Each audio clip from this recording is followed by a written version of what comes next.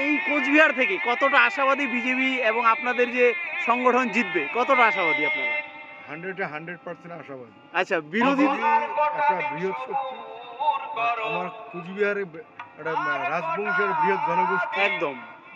একটা বড় শক্তি, একটা ছোট শক্তি। দুই শক্তিতে হয়ে গেছে মহাশক্তি। এই মহাশক্তির সামনে সমস্ত অশুভ শক্তি চুরমার হয়ে যাবে।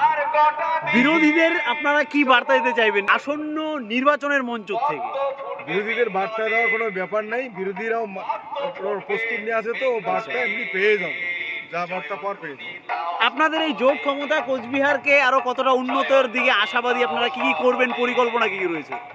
যে কোনো কর্ম, যে কর্মতে লোক সংখ্যা বেশি থাকে সেই কর্মটা দ্রুত এবং সুষ্ঠুভাবে হয়।